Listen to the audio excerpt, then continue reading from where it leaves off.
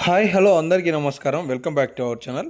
రైతు భరోసాకి సంబంధించి ఈరోజు లేటెస్ట్ అప్డేట్స్ ఏమున్నాయి, ఇప్పటి వరకు ఎన్ని ఎకరాలకి రైతు భరోసా నిధులు జమ అయ్యాయి, అలాగే ఈరోజు ఎన్ని ఎకరాలకి జమ కాబోతున్నాయి, ఏ ఏ జిల్లాలలో ఈ నిధులను ప్రభుత్వం జమ చేయబోతుంది అనే సమాచారాలు చర్చించుకునే ప్రయత్నం చేద్దాం. అలాగే మీలో ఎవరికైనా రైతు భరోసా నిధులు జమ కాకపోతే ఏం చేయాలి, ఎందువల్ల జమ కావట్లేదు అనే కొన్ని కారణాలు ఏమున్నాయనే సమాచారాలు కూడా మీ దృష్టికి తీసుకొచ్చే ప్రయత్నం చేస్తాను. వీడియోని చివరి వరకు చూడండి. ఏమైనా డౌట్స్ ఉంటే కామెంట్ సెక్షన్లో కామెంట్ చేయండి.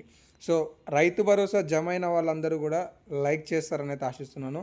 జమ కాని వారు 100% ఈ వీడియోని చివరకు చూడండి. నా ఇన్ఫర్మేషన్ నచ్చితే మీరు కూడా లైక్ చేయండి. అప్డేట్లోకి వస్తే నిన్నటి వరకు తెలంగాణ రాష్ట్రంలో 9,000 కోట్ల రూపాయలలో దాదాపుగా 7,770 కోట్ల రూపాయలను ప్రభుత్వం జమ చేసింది. 70 లక్షల రైతులకి గాను సుమారుగా 65 లక్షల మంది రైతుల ఖాతాలలో ఈ నిధులు అనేవి ప్రభుత్వం నిన్నటికి జమ చేయడం జరిగింది అనే అప్డేట్ని తుమ్మల నాగేశ్వరరావు గారు ఒక ప్రకటన ద్వారా అయితే మనకు తెలియజేయడం జరిగిందనమాట. మనం కనుక చూసుకుంటే తెలంగాణ రాష్ట్రంలో అయితే ఎన్ని ఎకరాలకు అని చెప్పేసి మీలో డౌట్ రావచ్చు.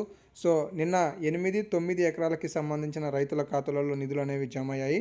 జూన్ 16వ తారీఖు నాడు ఈ పథకాన్ని ప్రారంభిస్తే మొదటి రోజు 1-2 వాళ్ళకి, 17వ రోజు 3 ఎకరాలకి, అలాగే 18వ రోజు 4 ఎకరాలకి, 19వ రోజు 5 ఎకరాలకి, 20వ తారీఖు నాడు 6-7కి జమ అయితే 21వ తారీఖు నాడు 8-9 ఎకరాలకు సంబంధించిన రైతుల ఖాతాలలో నిధులు అనేవి జమ కావడం జరిగింది. ఇప్పటి వరకు 6 రోజులలో 7,770 కోట్ల రూపాయలను ప్రభుత్వం ఇప్పటి వరకు రైతుల ఖాతాలలోకి బదిలీ చేసినట్లుగా సమాచారం అయితే ఇవ్వడం జరిగింది.